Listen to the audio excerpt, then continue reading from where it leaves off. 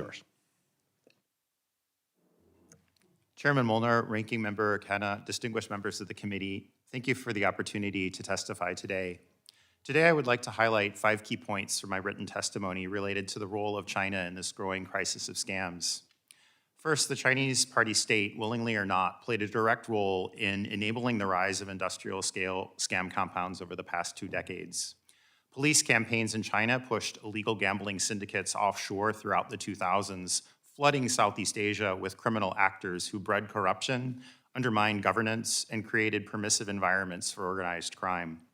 These actors maintained deep ties into China and ultimately colluded with Chinese state-owned enterprises tied to the Belt and Road Initiative, with whom they constructed infrastructure that is now used for industrial-scale scam operations.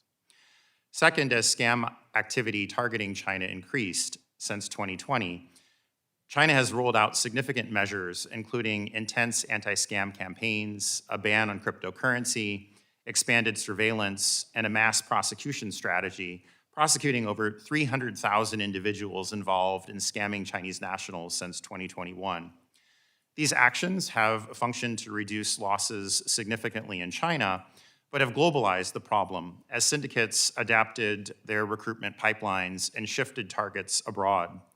The result has been the rise of what is known in Chinese as foreigner butchering. Scam operations focus on non-Chinese victims, targeting especially China's geopolitical rival countries, such as the United States. Recent data from a major scam compound that was seized in Myanmar by pro-democracy ethnic armed organizations showed that over 50% of the activity in that compound targeted +1 numbers.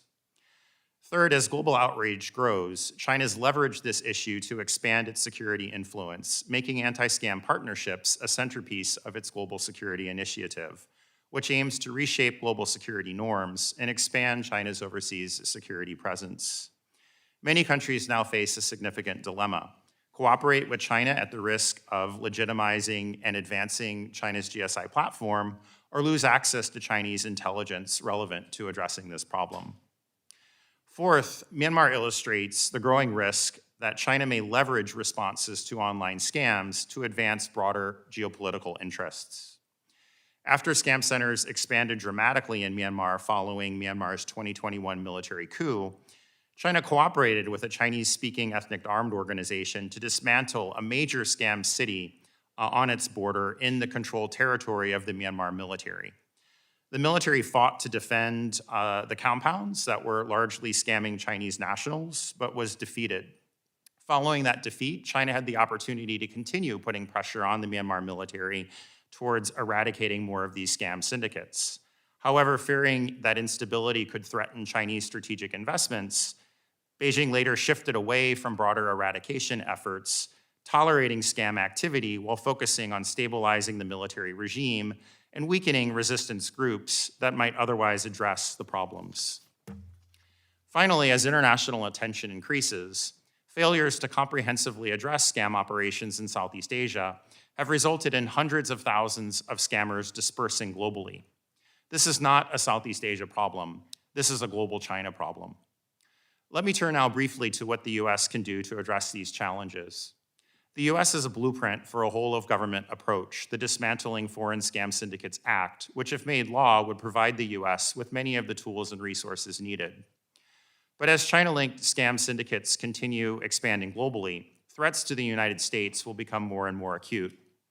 The US should establish a global response mechanism to monitor emerging scam hubs and coordinate preventative action with partner governments.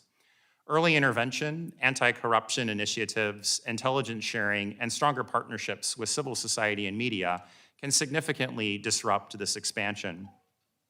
Washington should also continue shining transparency on the role of Chinese state actors in enabling these criminal ecosystems, while also seeking opportunities for productive coordination with China where interests align, particularly on intelligence sharing and on tracing and addressing illicit financial flows. Third, the case of Myanmar requires creative approaches. In 2025, a key pro-democracy resistance group, the Karen National Union, conducted a textbook demobilization of a major scam compound gathering evidence, facilitating arrests, and exposing operations internationally through partnerships with media and civil society. This directly enabled US-Thailand cooperation, resulting in the arrest and indictment of 2 major China-linked criminals associated with that scam compound.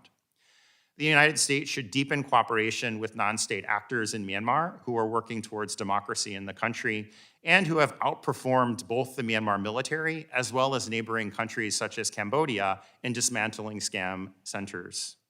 Ultimately, addressing the rise of China-linked scam syndicates must become an integral component of the broader US strategic competition with the Chinese Communist Party. Thank you.